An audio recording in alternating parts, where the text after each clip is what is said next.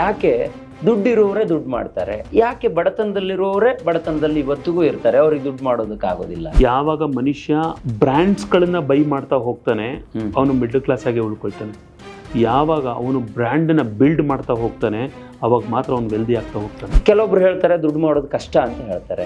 ಈಗ ದುಡ್ಡು ಮಾಡೋದು ಈಸಿ ಆಗಲಿ ಕಷ್ಟ ಆಗಲಿ, ಬದುಕಲ್ಲಿ ನಿಜವಾಗಿಯೂ ಕಷ್ಟ ಅಂದ್ರೆ ಏನು ಸರ್?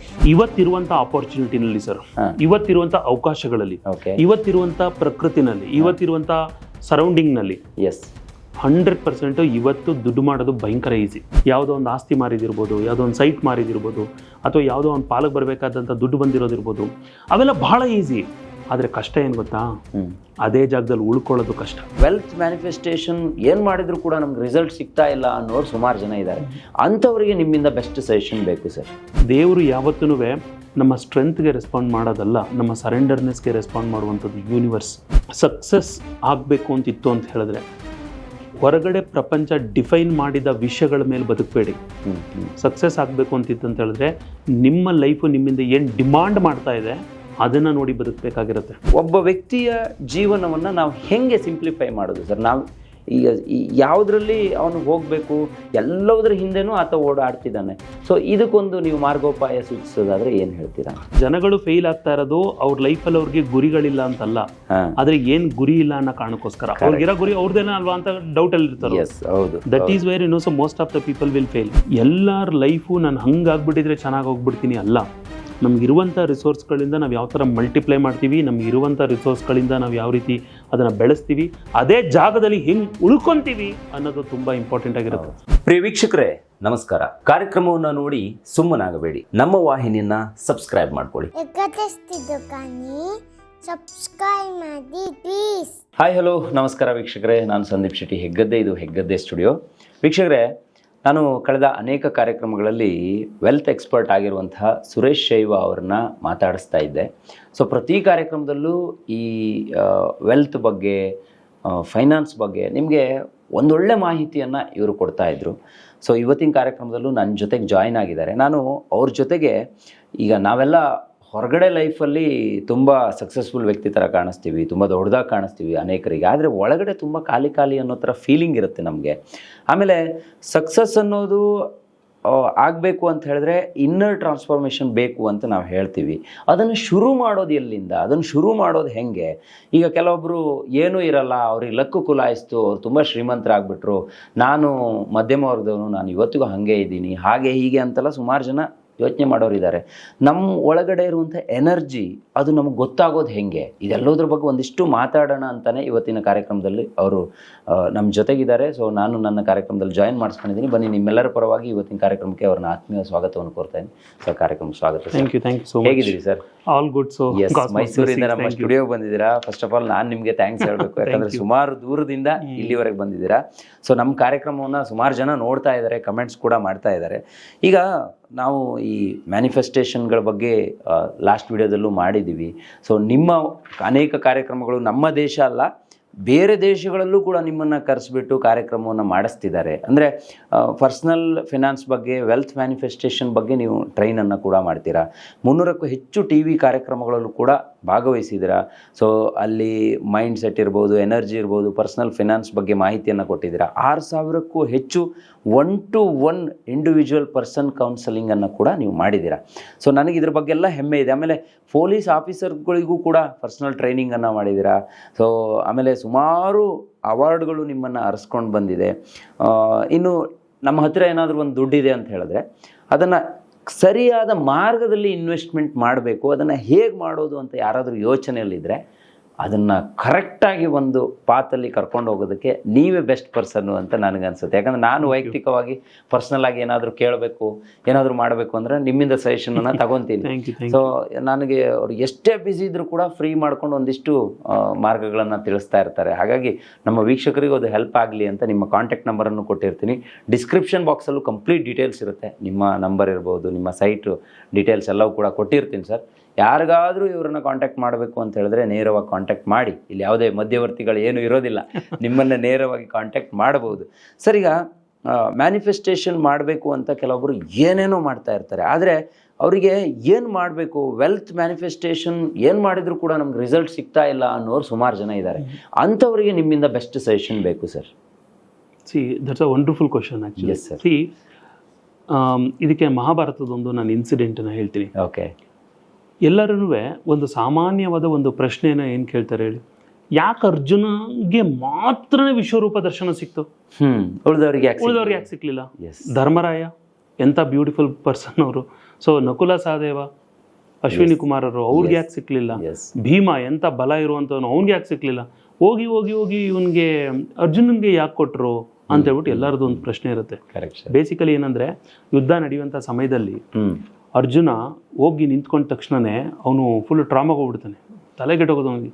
ಇದೇನಪ್ಪ ಇದು, ಭೀಷ್ಮಾಚಾರ್ಯರು ನಮ್ಮ ತಾತ ಇದ್ದಾರೆ, ದುರ್ಯೋಧನ ನೋಡಿದ್ರೆ ನನ್ನ ದೊಡ್ಡಪ್ಪನ ಮಗ ಆಗಬೇಕು, ನಮ್ಮ ಅಣ್ಣ ಆಗಬೇಕು, ಈ ಕಡೆ ಸೈಡ್ ನೋಡಿದ್ರೆ ಗುರು ದ್ರೋಣ್ರಿದ್ದಾರೆ, ಅವ್ರ ಮಕ್ಕಳಿದ್ದಾರೆ, ಅವ್ರ ಜೊತೆಗೆ ನನ್ನ ಕ್ಲಾಸ್ಮೇಟ್ಸ್ ಎಲ್ಲ ಓದೋರು, ನನ್ನ ರಿಲೇಷನ್ಸ್ಗಳ ನಡುವೆ ನಾನು ಯುದ್ಧ ಮಾಡಬೇಕಾ ಅಂತ ಹೇಳ್ಬಿಟ್ಟು ಬೇಜಾರಾಗ್ಬಿಡುತ್ತೆ ಅವನು. ಆ ಟೈಮಲ್ಲಿ ಕೃಷ್ಣನ ಹತ್ರ ಬಂದು ಅವನು ಏನು ಕೇಳ್ತಾನೆ ಹೇಳಿ, ನನಗೆ ಏನೂ ಗೊತ್ತಾಗ್ತಾ ಇಲ್ಲ, ನೀನು ನನಗೆ ಮಾರ್ಗದರ್ಶನ ಮಾಡು ಅಂತ ಹೇಳಿ ಅವನ ಮುಂದೆ ಸರೆಂಡರ್ ಆಗ್ತಾನೆ. ಅವಾಗ ಮಾತ್ರ ಕೃಷ್ಣ ಅವನಿಗೆ ವಿಶ್ವರೂಪ ದರ್ಶನ ತೋರಿಸ್ತಾನೆ. ನೋಡಿ, ಯೋಚನೆ ಮಾಡಿ, ಇಷ್ಟೂ ಜನಗಳಲ್ಲಿ ಯಾರನ್ನೂ ಆ ಥರ ಟ್ರಾಮಾಗೂ ಹೋಗಲಿಲ್ಲ, ಯಾರನ್ನು ಕೃಷ್ಣನ ಹತ್ರ ಬಂದ್ಬಿಟ್ಟು ನನಗೆ ವಿಶ್ವರೂಪ ದರ್ಶನ ತೋರಿಸು ಅಂತ ಕೇಳೂ ಇಲ್ಲ. ಅದಕ್ಕೂ ಮೀರಿ ನಾನು ಕನ್ಫ್ಯೂಷನ್ ಆಗಿದ್ದೀನಿ, ನಾನು ಸರೆಂಡರ್ ಆಗ್ತಾ ಇದ್ದೀನಿ ಅಂತ ಯಾರೂ ಹೇಳಿಲ್ಲ. ಆದರೆ ಹೇಳಿದವನು ಒಬ್ಬನೇ ಒಬ್ಬ ವ್ಯಕ್ತಿ, ಅದು ಅರ್ಜುನ. ಹಾಗಾಗಿನೇ ಅವನಿಗೆ ವಿಶ್ವರೂಪ ದರ್ಶನ ಸಿಕ್ತು. ಸೊ ಸೇಮ್ ಥಿಂಗ್ ನಮ್ಮ ಲೈಫಲ್ಲೂ ಅಷ್ಟೇ, ದೇವರು ಯಾವತ್ತೂ ನಮ್ಮ ಸ್ಟ್ರೆಂತ್ಗೆ ರೆಸ್ಪಾಂಡ್ ಮಾಡೋದಲ್ಲ, ನಮ್ಮ ಸರೆಂಡರ್ನೆಸ್ಗೆ ರೆಸ್ಪಾಂಡ್ ಮಾಡುವಂಥದ್ದು ಯೂನಿವರ್ಸ್. ಹೌದು. ತುಂಬ ಜನಗಳು ಏನಂತ ಹೇಳಿದ್ರೆ, ನಾನು ದೇವಸ್ಥಾನಕ್ಕೆ 10 ಲಕ್ಷಗಳನ್ನು ದಾನ ನೀಡಿದ್ದೇನೆ, ದೇವರು ಏನಪ್ಪ ನನಗೇನು ಒಳ್ಳೇದೇ ಮಾಡಲಿಲ್ಲ ನೀನು ಅಂತ ಅನ್ಕೊಂಡ್ರೆ, ಸಿ ಅದು ಸ್ಟ್ರೆಂತ್. ಬಟ್ ನೀವು ಸರೆಂಡರ್ನೆಸ್ ಏನು, ಈಗೋಯಿಸಮ್ ಇದೆ ಅದರೊಳಗಡೆ, ನಾನು ಮಾಡಿದ್ದೀನಿ ಅಂತ ಹೇಳ್ಬಿಟ್ಟು. ಯಾಕಂದರೆ ಭಗವಂತನಿಗೆ ಅದನ್ನು ಅರಿವಿದೆ, ಯಾವ್ದು ಸರಿ ಯಾವ್ದು ತಪ್ಪು ಅನ್ನುವಂಥದ್ದಲ್ವಾ. ಸೊ ಸೇಮ್ ವೇ ಅವನು ಯಾವಾಗ when he stop pretending as everything I know and when he start to surrender to the higher divine, then everything manifests. ಹಾಗಾಗಿ ಸರೆಂಡರಿಂಗ್ ಈಸ್ ದ ಕೀ. ಯಾವ ವ್ಯಕ್ತಿ ಕಂಪ್ಲೀಟ್ ಸರೆಂಡರ್ ಆಗಿ ಹೋಗ್ತಾನೆ ಅವನಿಗೆ ಮಾತ್ರ ವಿಶ್ವರೂಪ ದರ್ಶನ ಆಗುತ್ತೆ. ವಿಚ್ ಮೀನ್ಸ್ ಅವ್ನ ಲೈಫಲ್ಲಿ ಅವನಿಗೆ ವೆಲ್ತ್ ಬೇಕಾ, ಹೆಲ್ತ್ ಬೇಕಾ, ಒಳ್ಳೆ ರಿಲೇಷನ್ಶಿಪ್ ಬೇಕಾ, ಎಮೋಷನಲ್ ಸ್ಟೆಬಿಲಿಟಿ ಬೇಕಾ, ಮೆಂಟಲ್ ಸ್ಟೆಬಿಲಿಟಿ ಬೇಕಾ, ಪ್ರತಿಯೊಂದನ್ನು ಹುಡ್ಕೊಂಡು ಬರುವಂಥದ್ದು ಅವನು ಯಾವಾಗ ಭಗವಂತನಿಗೆ ಸರೆಂಡರ್ ಆಗಿರ್ತಾನೆ ಅವಾಗ ಮಾತ್ರ. ಒಂದು ಸಣ್ಣ ಎಕ್ಸಾಂಪಲ್ ಹೇಳ್ತೀನಿ. ಸದ್ಗುರು ಅವರು, ಈಶಾ ಫೌಂಡೇಶನ್, ನಾನು ತುಂಬ ಫಾಲೋ ಮಾಡುವಂಥ ಒಬ್ಬ ಏಕೈಕ ಗ್ರೇಟ್ ವ್ಯಕ್ತಿ ಆ್ಯಂಡ್ ಪರ್ಸ್ನಲಿ ಆಲ್ಸೋ. ಅವ್ರು ಏನು ಹೇಳ್ತಾರೆ ಅಂತ ಹೇಳಿದ್ರೆ, ಒಂದು ಎಕ್ಸಾಂಪಲ್ ಹೇಳ್ತಾರೆ, ನಾನು ಭಾಳ ಇಷ್ಟವಾದಂಥ ಎಕ್ಸಾಂಪಲ್. ಒಬ್ಬ ವ್ಯಕ್ತಿ ದೇವಸ್ಥಾನಕ್ಕೆ ಹೋಗ್ತಾನೆ, ಶಿವನ್ ಟೆಂಪಲ್ಗೆ. ಸೊ ಅದೇ ವ್ಯಕ್ತಿ ಹೋಗ್ಬಿಟ್ಟು ದೇವ್ರ ಹತ್ರ ಏನು ಕೇಳ್ಕೊಂಡು ಬರ್ತಾನೆ, ದೇವರೇ ನನ್ನ ಲೈಫಲ್ಲಿ ನನಗೆ ಒಂದು ನೀನು ಮನೆ ಕೊಡಪ್ಪ ಅಂತ ಕೇಳ್ಕೊಂಡು ಬರ್ತಾನೆ. ಅವನು ಮನೆಗೆ ಬಂದಾದ್ಮೇಲಿಂದ ಅವನು ಆರಾಮಾಗಿ ನಿದ್ದೆ ಮಾಡ್ತಾನೆ. ಯಾಕೆ ಹೇಳಿ, ಅವ್ನ ಮನ್ಸೊಳಗಡೆ ಏನಿದೆ, ನಾನು ಹೋಗ್ಬಿಟ್ಟು ಶಿವನ ಹತ್ರ ಹೇಳಿದ್ದೀನಿ, ನಾನು ಅವ್ನು ಕೊಟ್ಟೆ ಕೊಡ್ತಾನೆ, ನೋ ಡೌಟ್ ಅಟ್ ಆಲ್, 100% ಬರುತ್ತೆ ಅಂತ ಅವ್ನು ಬರ್ತಾನೆ. ಅದೇ ಇನ್ನೊಬ್ಬ ವ್ಯಕ್ತಿ ಹೋಗ್ತಾನೆ, ಅವ್ನು 1 ಲಕ್ಷ ರೂಪಾಯಿನ ಬರೆದು ಕೊಡ್ತಾನೆ ದೇವಸ್ಥಾನಕ್ಕೆ, ಬರೆದು ಕೊಟ್ಬಿಟ್ಟು ಮತ್ತೆ ದೇವ್ರ ಹತ್ರ ಒಂದು ಪ್ರಾರ್ಥನೆ ಮಾಡ್ಬಿಟ್ಟು ಬರ್ತಾನೆ, ದೇವರೇ ನನಗೆ 1 ಲಕ್ಷ ರೂಪಾಯಿ ದಾನ ಮಾಡಿದ್ದೀನಲ್ಲಪ್ಪ, ದಯವಿಟ್ಟು ನಂಗೆ ಒಂದು ಮನೆ ಕೊಡಪ್ಪ ಅಂತ ಹೇಳ್ಬಿಟ್ಟು ಅಲ್ಲಿ ಟ್ರಾನ್ಸಾಕ್ಷನ್ ನಡೀತಾ ಇರುತ್ತೆ. ಕರೆಕ್ಟ್. ಸೊ ಅಂದರೆ ಇವರಿಬ್ಬರಲ್ಲಿ ಯಾರಿಗೆ ಮ್ಯಾನಿಫೆಸ್ಟ್ ಆಗೋ ಸಾಧ್ಯತೆಗಳು ಜಾಸ್ತಿ ಇರುತ್ತೆ? ಆಬ್ವಿಯಸ್ಲಿ ಯಾರು ಅದಕ್ಕೆ ಸರೆಂಡರ್ ಆಗಿ ಶಿವನ ಮೇಲೆ ಭಾರ ಹಾಕಿ ಬಂದಿದ್ದ ಅವನಿಗೆ ಮ್ಯಾನಿಫೆಸ್ಟ್ ಆಗುತ್ತೆ ಅಲ್ವಾ. ಆದ್ರೆ ದುಡ್ಡು ಕೊಟ್ಬಿಟ್ಟು ನನಗೆ ಇದನ್ನು ಕೊಡಪ್ಪ ಅಂತ ಹೇಳಿದ್ರೆ ಅದು ಟ್ರಾನ್ಸಾಕ್ಷನ್ ಆಗೋಗುತ್ತೆ. ಸೇಮ್ ವೇ ಹರಕೆಗಳಾಗ್ಲಿ ಮತ್ತೆ ಇವೆಲ್ಲ ಮಾಡ್ಕೊಂಡ್ಬಿಟ್ಟು ಇದನ್ನ ಮಾಡಿದೀನಿ ಅದಕ್ಕೆ ನನಗೆ ಇದು ಕೊಡು ಅಂತ ಹೇಳಿದ್ರೆ ಎಲ್ಲೋ ಒಂದ್ ಕಡೆ ಅದು ಟ್ರಾನ್ಸಾಕ್ಷನ್, ದೇವ್ರ ಜೊತೆ ಮಾಡೋ ಒಂದು ಬಿಸ್ನೆಸ್ ಆಗೋಗಿರುತ್ತೆ. ಸೊ ಯಾವಾಗ ಅದಕ್ಕೂ ಮೀರಿ there is something called a beautiful element that is called surrenderness. ಯಾವಾಗ ಅವನು ಮನಸ್ಫೂರ್ತಿಯಾಗಿ ಸರೆಂಡರ್ ಆಗಿ ಹೋಗ್ತಾನೆ, ನೀನೇ ಎಲ್ಲ ಅಂತ ಹೇಳ್ಬಿಟ್ಟು ಸರೆಂಡರ್ ಆಗ್ತಾನೆ, ಅವಾಗ ಮಾತ್ರ ಅವನಿಗೆ ಕೃಷ್ಣ ಸಿಗ್ತಾನೆ. ಅಂದ್ರೆ ಯೂನಿವರ್ಸ್ ನಮಗೆ ಸಪೋರ್ಟ್ ಮಾಡಬೇಕು ಅಂತ ಹೇಳಿದ್ರೆ ನಾವು ಸರೆಂಡರ್ ಆದ್ರೆ ಸಾಕು ಅಂತ ನೀವು 100%. ಇದ್ರ ಜೊತೆಗೆ ಏನಂದ್ರೆ ಒಂದು ಸಣ್ಣ ಎಕ್ಸಾಂಪಲ್ ಹೇಳ್ತೀನಿ ನೋಡಿ. ಕೃಷ್ಣ ಎಲ್ಲರಿಗೂ ಬೇರೆ ಬೇರೆ ತರನೇ ಕಾಣಿಸ್ತಿರ್ತಾನೆ ಅಲ್ವಾ. ನೋಡಿ, ಅವನೊಬ್ಬ ಫ್ರೆಂಡ್ ಆಗು ಕಾಣಿಸ್ತಾನೆ, ಒಬ್ಬ ಮೆಂಟರ್ ಆಗು ಕಾಣಿಸ್ತಾನೆ, ಒಬ್ಬ ಏನೋ ಅವನ ಜೊತೆ ಓಡಾಡ್ಕೊಂಡಿರೋ ತರನು ಕಾಣಿಸ್ತಾನೆ. ಆದ್ರೆ ನಾವು ಯಾವ ದೃಷ್ಟಿಕೋನದಲ್ಲಿ ನೋಡ್ತೀವಿ ಅನ್ನೋದ್ರ ಮೇಲೆ ಡಿಪೆಂಡ್ ಆಗ್ತಾ ಇರುತ್ತೆ. ಯಾವಾಗ ಕೃಷ್ಣ ನಮ್ ಜೊತೆಗೆ ಅವನೊಬ್ಬ ದೊಡ್ಡ ಯೂನಿವರ್ಸ್ ತರ ಕಾಣಿಸ್ಬೇಕು ಅಂತ ಅನ್ಕೊಳ್ತೀವಿ ನಾವು, ಅಂದ್ರೆ ಕೃಷ್ಣ ಅಂತಾನೆ ಅಲ್ಲ, ನಾನು ಹೇಳ್ತಾ ಇರೋದು ಹೈಯರ್ ಇಂಟೆಲಿಜೆನ್ಸ್ ಬಗ್ಗೆ, ಡಿವೈನ್ ಇಂಟೆಲಿಜೆನ್ಸ್ ಬಗ್ಗೆ. ಒಂದ್ಸಲ ಅದಕ್ಕೆ ಸರೆಂಡರ್ ಆಗೋದ್ರೆ ಎಲ್ಲವನ್ನ ಅದು ನಡೆಸುತ್ತೆ, ನಾವು ನಡೆಸುವಂತ ಅವಶ್ಯಕತೆ ಇಲ್ಲ. ಓಕೆ ಸರ್, ಈಗ ಇಂದಿನ ಜನರ ಒಂದು ಜೀವನವನ್ನ ನೋಡಿದ್ರೆ ಸೊ ಫೇಮು, ಫಿಟ್ನೆಸ್ಸು, ಸ್ಪಿರಿಚುವಾಲಿಟಿ, ಹೀಗೆ ಎಲ್ಲೋದ್ರ ಬಗ್ಗೆ ಈಗ ನಾವೊಂದು 10 ವಿಡಿಯೋ ಹಾಕಿದ್ರೆ 10 ಫಾಲೋ ಮಾಡ್ಕೊಂಡು ಬರ್ತಿರ್ತಾರೆ. ಆದರೆ ಏನು ಮಾಡಬೇಕು ಅನ್ನೋದೇ ಗೊತ್ತಿರೋದಿಲ್ಲ. ಈಗ ಟೂ ಮೆನಿ ಗೋಲ್ಸ್ ಅಂತ ನಾವು ಹೇಳ್ಬೋದು, ಟೂ ಮೆನಿ ಡೈರೆಕ್ಷನ್ಸ್ ಅಂತ ಹೇಳ್ಬೋದು. ಆದರೆ ಅದರ ರಿಸಲ್ಟ್ ಏನು ಅನ್ನೋದೇ ತುಂಬ ಜನರಿಗೆ ಗೊತ್ತಿಲ್ಲ. ನಾನು ಹೇಳೋದು, ಈ ಒಬ್ಬ ವ್ಯಕ್ತಿಯ ಜೀವನವನ್ನು ನಾವು ಹೆಂಗೆ ಸಿಂಪ್ಲಿಫೈ ಮಾಡೋದು ಸರ್? ನಾವು ಈಗ ಯಾವುದರಲ್ಲಿ ಅವನು ಹೋಗಬೇಕು, ಎಲ್ಲದರ ಹಿಂದೆನೂ ಆತ ಓಡಾಡ್ತಿದ್ದಾನೆ. ಸೊ ಇದಕ್ಕೊಂದು ನೀವು ಮಾರ್ಗೋಪಾಯ ಸೂಚಿಸೋದಾದ್ರೆ ಏನು ಹೇಳ್ತೀರಾ? ಯಾಕೆ ಅಂತ ಹೇಳಿದ್ರೆ, ಇನ್ಸ್ಟಾಗ್ರಾಮ್ ಡಿಫೈನ್ ಮಾಡಿರೋ ಬದುಕನ್ನು ಅವ್ನು ಬದುಕ್ತಾ ಇದ್ದಾನೆ. ಅದೇ ಪ್ರಾಬ್ಲಮ್. ಏನಂದ್ರೆ, ಜನಗಳು ಫೇಲ್ ಆಗ್ತಾ ಇರೋದು ಅವ್ರ ಲೈಫಲ್ಲಿ ಅವ್ರಿಗೆ ಗುರಿಗಳಿಲ್ಲ ಅಂತಲ್ಲ, ಆದ್ರೆ ಏನ್ ಗುರಿ ಇಲ್ಲ ಅನ್ನೋ ಕಾರಣಕ್ಕೋಸ್ಕರ. ಅವ್ರಿಗಿರೋ ಗುರಿ ಅವ್ರದೇನ ಅಲ್ವಾ ಅಂತ ಡೌಟ್ ಅಲ್ಲಿ ಇರ್ತಾರೆ. That is where so most of the people will fail. ಯಾಕಂದ್ರೆ ಅವ್ರು ಯಾವಾಗ್ಲೂ ಅವರ ಕನ್ಫ್ಯೂಷನ್ ಅನ್ನ ಬೇರೆಯವ್ರ ಕ್ಲಾರಿಟಿ ಜೊತೆಗೆ ಕಂಪೇರ್ ಮಾಡ್ತಿರ್ತಾರೆ. ಈಗ ಯಾರೋ ಒಬ್ರು ಒಂದು ಮನೆ ಕಟ್ಟಿಸ್ತಾ ಇರ್ತಾರೆ ಅಂತ ಇಟ್ಕೊಳ್ಳಿ, ಅವ್ನಿಗೆ ಮೊದಲೇ ಗೊತ್ತಿರುತ್ತೆ ನಾನು 30-40ನಲ್ಲೋ 40-60ನಲ್ಲೋ ಮನೆ ಕಟ್ಟಿಸ್ಬೇಕು ಅಂತ ಗೊತ್ತಿರುತ್ತೆ. ಹಾಗಾಗಿನೇ ಅವ್ನು ಮನೆ ಕಟ್ಟಿಸ್ತಾ ಇರ್ತಾನೆ. ಇವ್ನು ಹೋಗ್ಬಿಟ್ಟು ಇವ್ನ ಕನ್ಫ್ಯೂಷನ್, ನಾನು 30-40 ಕಟ್ಲಾ 20-30 ಕಟ್ಲಾ ಅಥವಾ ನಾನು ಮನೆ ಕಟ್ಲಾ ಬೇಡವಾ ಸೈಟ್ ತಗೊಳ್ಳ, ಅವ್ನಿಗೆ ಕನ್ಫ್ಯೂಷನ್ನು. ಆದ್ರೆ ಆಲ್ರೆಡಿ ಮನೆ ಕಟ್ಟಿ ಅವ್ನು ಗೃಹ ಪ್ರವೇಶ ಮಾಡ್ತಾ ಇದ್ದಾನೆ ಅನ್ನೋದು ಅವ್ನಿಗೆ ಕ್ಲಾರಿಟಿ ಇದೆಯಾ ಇಲ್ವಾ? 100% ಅವ್ನಿಗೆ ಕ್ಲಾರಿಟಿ ಇದೆ. ಅವ್ನ ಜೊತೆಗೆ ಇವ್ನ ಲೈಫ್ನ ಯಾವಾಗ ಕಂಪ್ಯಾರಿಸನ್ ಮಾಡ್ಕೊಳಕ್ಕೆ ಸ್ಟಾರ್ಟ್ ಮಾಡ್ತಾನೆ, ಅಲ್ಲಿಂದನೇ ಒಂದು ಪ್ರಾಬ್ಲಮ್ ಸ್ಟಾರ್ಟ್ ಆಗುತ್ತೆ. ಸೊ ಹಾಗಾಗಿ ನಾ ಹೇಳುವಂಥದ್ದು, ಸಕ್ಸಸ್ ಆಗಬೇಕು ಅಂತಿತ್ತು ಅಂತ ಹೇಳಿದ್ರೆ ಹೊರಗಡೆ ಪ್ರಪಂಚ ಡಿಫೈನ್ ಮಾಡಿದ ವಿಷಯಗಳ ಮೇಲೆ ಬದುಕಬೇಡಿ. ಸಕ್ಸಸ್ ಆಗಬೇಕು ಅಂತಿತ್ತು ಅಂತ ಹೇಳಿದ್ರೆ ನಿಮ್ಮ ಲೈಫು ನಿಮ್ಮಿಂದ ಏನು ಡಿಮಾಂಡ್ ಮಾಡ್ತಾ ಇದೆ ಅದನ್ನು ನೋಡಿ ಬದುಕಬೇಕಾಗಿರುತ್ತೆ. ಸೊ ಹಾಗಾಗಿ ನಾವೊಂದು ಆಕ್ಟಿವಿಟಿನ ಕೊಡ್ತೀನಿ, ಇದನ್ನ ಯಾರು ಬೇಕಾದರೂ ಮಾಡ್ಬೋದು. Okay, it's very beautiful activity. ಇದಕ್ಕೊಂದು ಫಾರ್ಮೆಟ್ ಸಹ ಇದೆ, ಅದನ್ನು ನೀವು sureshshaiva.com/tools ಅಲ್ಲಿ ಹೋದ್ರು ಅಲ್ಲಿ ಡೌನ್ಲೋಡ್ ಸಹ ಮಾಡ್ಕೋಬೋದು. ಓಕೆ, ಆ ಫಾರ್ಮೆಟಲ್ಲಿ ಏನಂತ ಹೇಳಿದ್ರೆ, ನಾನು ಇದನ್ನು ಒಂದು ಇಂಗ್ಲೀಷ್ ಮೂವಿನಲ್ಲಿ ಕಲ್ತಿದ್ದು. It's very beautiful activity. ಅದರಲ್ಲಿ ಒಬ್ಬ ಫಸ್ಟ್ ಹೀರೋ ಇರ್ತಾನೆ, ಅವನು ಸೆಕೆಂಡ್ ಹೀರೋ ಹತ್ರ ಹೋಗ್ಬಿಟ್ಟು ಒಂದು ಅಡ್ವೈಸ್ ಮಾಡ್ತಿರ್ತಾನೆ. ಅವ್ನು ಪೂರ್ಣ ಪ್ರಮಾಣದಲ್ಲಿ ಕನ್ಫ್ಯೂಷನ್ ಆಗೋಗಿರ್ತಾನೆ. ಲೈಫಲ್ಲಿ ಎಲ್ಲ ಬಿಸ್ನೆಸ್ ಮಾಡಿರ್ತಾನೆ, ಎಲ್ಲಾದ್ರೂ ಮಾಡಿ ಏನು ಮಾಡಿದ್ರು ಇರೋ ಜಾಗದಿಂದ ನೆಕ್ಸ್ಟ್ ಲೆವೆಲ್ಗೆ ಉದ್ಧಾರ ಆಗೋಕ್ಕಾಗ್ತಾ ಇರಲ್ಲ ಅವನಿಗೆ. ಅವಾಗ ಅವನು ಹತ್ರ ಹೋಗ್ಬಿಟ್ಟು ಕೇಳ್ತಾನೆ, ನಿನ್ನ ಲೈಫಲ್ಲಿ ನೀನು ಬೆಳಿಬೇಕು ಅಂತಿತ್ತು ಅಂತ ಹೇಳಿದ್ರೆ, ಲಾಂಗ್ ಸ್ಟೋರಿ ಶಾರ್ಟಾಗಿ ಹೇಳ್ಬೇಕಂದ್ರೆ ಅವ್ನು 3 ಪ್ರಶ್ನೆನ ಕೇಳಕ್ಕೆ ಹೇಳ್ತಾನೆ sir. It's very beautiful questions. ಮೊದಲನೇ ಪ್ರಶ್ನೆ ಏನಂತ ಹೇಳಿದ್ರೆ, ನಿಜವಾಗ್ಲೂ ನಿನ್ನ ಜೀವನದಲ್ಲಿ ನಿನಗೆ ಏನು ಬೇಕು? What exactly you want in your life? First question ಆಗಿರ್ಬೇಕದು. ಎರಡನೇ ಕ್ವಶನ್ ಏನಂತ ಹೇಳಿದ್ರೆ, how badly you require that? ನಿನ್ಗೆ ಎಷ್ಟು ಬೇಕೇ ಬೇಕದು ನಿನ್ನ ಲೈಫಲ್ಲಿ. ಮೂರನೇ ಪ್ರಶ್ನೆ ಏನಂತ ಹೇಳಿದ್ರೆ, ನೀನು what am I willing to sacrifice to get it? ನಾನು ಏನನ್ನ ಸ್ಯಾಕ್ರಿಫೈಸ್ ಮಾಡೋಕ್ಕೆ ರೆಡಿ ಇದ್ದೀನಿ, ಅದು ನನಗೆ ಬೇಕೇ ಬೇಕು ಅಂತಿತ್ತು ಅಂತ ಹೇಳಿದ್ರೆ. ಈ 3 ಪ್ರಶ್ನೆಗಳಿಗೆ ಯಾರು ಉತ್ತರ ಬರೀತಾರೋ ಅವ್ರ ಲೈಫಲ್ಲಿ ಅವ್ರಿಗೆ ಕ್ಲಾರಿಟಿ ಅನ್ನುವಂಥದ್ದು ಬರುತ್ತೆ. ಬಟ್ ತುಂಬ ಜನಕ್ಕೆ ಲೈಫಲ್ಲಿ ಪ್ರಾಬ್ಲಮ್ ಏನು ಗೊತ್ತಾ, ಅವ್ರಿಗೆ ಏನು ಬೇಕು ಅಂತಲೇ ಗೊತ್ತಿಲ್ಲ. ಹೌದು. ಯಾಕಂದರೆ ಇವತ್ತು ಏನೋ ಒಂದು ನೋಡ್ತಾರೆ, ಟ್ರೆಂಡನ್ನು ಫಾಲೋ ಮಾಡ್ತಾರೆ, ನಾಳೆ ಬೆಳಿಗ್ಗೆ ಅನ್ಸುತ್ತೆ ಇದು ನಂದಲ್ಲ ಅಂತ, ನಾಳಿದ್ದು ಬೆಳಿಗ್ಗೆ ಇನ್ನೊಂದು ಅನ್ಸುತ್ತೆ. ಯಾವಾಗ ಅವನು ಮೈಂಡ್ನ ಕೀಪ್ ಆನ್ ಚೇಂಜಿಂಗ್ ಅಂತಿದ್ರೆ ಅವ್ನಿಗೆ ರಿಸಲ್ಟ್ಸ್ ಹೆಂಗೆ ಬರೋಕ್ಕಾಗುತ್ತೆ? 100% ರಿಸಲ್ಟ್ಸ್ ಬರೋದಿಲ್ಲ. ಹಾಗಾಗಿನೇ ವೆರಿ ಎಸೆನ್ಷಿಯಲ್ ಏನಂತ ಹೇಳಿದ್ರೆ, ಅವನು ಮೊದಲು ಕೂತ್ಕೊಂಡು ಡಿಸೈಡ್ ಮಾಡಬೇಕು, ನನಗೆ ನಿಜವಾಗ್ಲೂ ಏನು ಬೇಕು, ನನಗೆ ಎಷ್ಟು ಪ್ರಮಾಣದಲ್ಲಿ ಇದು ನಾನು ಗಟ್ಟಿಯಾಗಿ ನಿಲ್ತೀನಿ ಇದು ಬೇಕು ಅಂತ ಹೇಳಿದ್ರೆ, ಇದು ನನಗೆ ಬೇಕು ಅಂದರೆ ನಾನು ಏನೇನೆಲ್ಲ ಸ್ಯಾಕ್ರಿಫೈಸ್ ಮಾಡೋದಕ್ಕೆ ರೆಡಿ ಇದ್ದೀನಿ. ಈ ಪ್ರಶ್ನೆಗಳನ್ನ 3 ಪ್ರಶ್ನೆಗಳನ್ನ ಅವ್ನು ಕೇಳ್ಕೊಂಡ್ರೆ 100% ಅವ್ನ ಲೈಫಲ್ಲಿ ಅವ್ನಿಗೆ ಉತ್ತರ ಸಿಗುತ್ತೆ. ಆ ಉತ್ತರ ಯಾವುದಾಗಿರುತ್ತೆ ಅಂದರೆ ಅವನ ಸೋಲಿಗೆ ಬೇಕಾಗಿರುವಂಥ ಉತ್ತರ ಆಗಿರುತ್ತೆ, ಇನ್ಸ್ಟಾಗ್ರಾಮ್ ಪೋಸ್ಟ್ಗೆ ಬೇಕಾಗಿರೋ ಉತ್ತರ ಆಗಿರುತ್ತೆ. ನನಗೊಂದು ಪ್ರಶ್ನೆ ಬರುತ್ತೆ ಸರ್, ಯಾಕೆ ದುಡ್ಡಿರೋರೇ ದುಡ್ಡು ಮಾಡ್ತಾರೆ, ಯಾಕೆ ಬಡತನದಲ್ಲಿರೋರೇ ಬಡತನದಲ್ಲಿ ಇವತ್ತಿಗೂ ಇರ್ತಾರೆ, ಅವ್ರಿಗೆ ದುಡ್ಡು ಮಾಡೋದಕ್ಕಾಗೋದಿಲ್ಲ? ಇಟ್ಸ್ ನನಗೆ ತುಂಬ ಬರುವಂಥ ಕಾಮನ್ ಆಗಿ ಬರುವಂಥ ಪ್ರಶ್ನೆ ಇದು. ಓಕೆ, ನಮ್ದೊಂದು ವೆಲ್ತ್ ಎನರ್ಜಿ ಫ್ಲೋ ಅಂತೇಳಿ ಒಂದು ಸೆಷನ್ ನಡೆಯುತ್ತೆ, 3 months ಪ್ರೋಗ್ರಾಮ್ ಅದು. ಅದರಲ್ಲಿ ಕ್ವಶನ್ ಆನ್ಸರ್ ಸೆಷನ್ ಅಲ್ಲಿ, ಆ ಕ್ವಶನ್ ಆನ್ಸರ್ ಸೆಷನ್ ಬರೋದಕ್ಕಿಂತ ಮುಂಚೆ ಎಲ್ಲರಿಗೂ ಚಾಟ್ ಅಲ್ಲಿ ಒಂದು ಆನ್ಲೈನ್ ಸೆಷನ್ ಅದು. ಅದರಲ್ಲಿ ಒಂದು ಕ್ವಶನ್ ಕೇಳಿದೆ ನಾನು. ಓಕೆ, ನಾನು ನಿಮಗೆ ಒಂದು 10 ಲಕ್ಷ ರೂಪಾಯಿ, ಇದು ನಾನೊಂದು ಬುಕ್ಕಲ್ಲಿ ಓದಿದ್ದು. It's very beautiful activity that I made my people to do. ನನ್ನ ಜನಗಳು ಮಾಡಿಸಿದ್ದು ನಾನು ನಿಮ್ಗೊಂದು 10 ಲಕ್ಷ ರೂಪಾಯಿ ಏನಾದರೂ ದುಡ್ಡು ಕೊಟ್ಟರೆ ನೀವೇನು ಮಾಡ್ತೀರಾ ಅಂತ ಪ್ರಶ್ನೆ ಕೇಳಿದೆ. ಸಾಮಾನ್ಯವಾಗಿ ಜನಗಳಿಂದ ಏನು ಉತ್ತರ ಬಂದಿರ್ಬೋದು ಹೇಳಿ? ಸೊ ಅವ್ರು ಬಂದ ತಕ್ಷಣ ನಾನು ಮೊಬೈಲ್ ತಗೊಳ್ತೀನಿ, ಇಲ್ಲ ಅಂತ ಹೇಳಿದ್ರೆ ಒಂದು ಕಾರ್ ತಗೊಳ್ತೀನಿ. ಸೊ ಅದೇ ಪ್ರಕಾರ ಇರುತ್ತೆ. ಅವ್ರಿಗೆ ಸೆಕೆಂಡ್ ಕ್ವಶನ್ ಕೇಳಿದ್ದೇನೆಂದ್ರೆ, ಸರಿನಪ್ಪ ಆಯ್ತು, ನಾನು ನಿಮ್ಗೆ 50 ಲಕ್ಷ ರೂಪಾಯಿ ಕೊಡ್ತೀನಿ, ಏನು ಮಾಡ್ತೀರಿ? ಇಮಿಡಿಯೇಟ್ ಆಗಿ ಅವ್ರ ಆನ್ಸರ್ ಏನಿರ್ಬೋದು ಹೇಳಿ? ನಾನೊಂದು ಮನೆ ಕಟ್ಸ್ಬಿಡ್ತೀನಿ, ಸೈಟ್ ತಗೊಳ್ತೀನಿ. ಸೊ ಬರೀ ಅಷ್ಟೊಳಗಡೆ ಇತ್ತು. ಅದಾದಮೇಲೆ ಅವ್ರಿಗೆ ಹೇಳಿದ್ದು, ಸರಿನಪ್ಪ ಆಯಿತು, ನಿಮ್ಗೆ 1 ಕೋಟಿ ಕೊಟ್ಟೆ, ಏನು ಮಾಡ್ತೀರಾ ನೀವು? ಅವ್ರ ಆಮೇಲಿಂದ ನಾನು ದೊಡ್ಡದೊಂದು ವಿಲ್ಲಾ ಕಟ್ಸ್ಬಿಡ್ತೀನಿ, ಎಕರ್ಸ್ ಟುಗೆದರಲ್ಲಿ ಮನೆ ಕಟ್ಸ್ಬಿಡ್ತೀನಿ, ಅಂದರೆ ವಾಪಸ್ ನಾನು ದೊಡ್ಡದಾಗಿರುವಂಥ ಕಾರ್ ತೊಗೊಂಡ್ಬಿಡ್ತೀನಿ. ಮನುಷ್ಯನಿಗೆ ಮದುವೆ, ಮನೆ ಮತ್ತು ಕಾರು ಇದನ್ನ ಬಿಟ್ಟು ಬೇರೆ ಲೈಫು ಇರೋಂಥದ್ದೇ ಗೊತ್ತಾಗಿರೋದಿಲ್ಲ. ಓಕೆ. ಇದೇ ಪ್ರಶ್ನೆನ ಏನಾದರೂ ಒಬ್ಬ ಎಂಟರ್ಪ್ರಿನಿಯರ್ ಹತ್ರ ಕೇಳಿದ್ರೆ, ಒಬ್ಬ ಬಿಸ್ನೆಸ್ ಮನ್ ಹತ್ರ ಕೇಳಿದ್ರೆ, ನಿನಗೆ 10 ಲಕ್ಷ ರೂಪಾಯಿ ಕೊಡ್ತೀನಿ ಏನು ಮಾಡ್ತೀಯಪ್ಪ ಅಂತ ಕೇಳಿದ್ರೆ ಅವ್ನು ಫಸ್ಟ್ ಏನು ಹೇಳ್ತಾನೆ ಗೊತ್ತಾ? ಸೊ ನನಗಿರುವಂಥ ಕ್ಯಾಮ್ರಾಗಳನ್ನು ಅಪ್ಗ್ರೇಡ್ ಮಾಡ್ತೀನಿ ಅಂತಾರೆ. ನನಗೆ 50 ಲಕ್ಷ ರೂಪಾಯಿ ಕೊಟ್ಟರೆ ಏನಪ್ಪ ಮಾಡ್ತೀಯ ಅಂತ ಕೇಳಿದ್ರೆ, ನನಗಿರುವಂಥ ಬಿಲ್ಡಿಂಗನ್ನು ದೊಡ್ಡದು ಮಾಡ್ತೀನಿ ಮತ್ತು ಅದನ್ನು ನನ್ನ ಬಿಸ್ನೆಸ್ಸಲ್ಲಿ ರೀಇನ್ವೆಸ್ಟ್ ಮಾಡ್ತೀನಿ, ನನ್ನ ಟೈಮನ್ನು ನಾನು ವಾಪಸ್ ಪಡಿತೀನಿ, ಮತ್ತು ನಾನು ಇನ್ನೂ 4 ಜನ ಎಂಪ್ಲಾಯೀಸ್ಗಳನ್ನ ಹೈಯರ್ ಮಾಡ್ತೀನಿ ಅಂತ ಹೇಳ್ತಾನೆ. ಓಕೆ.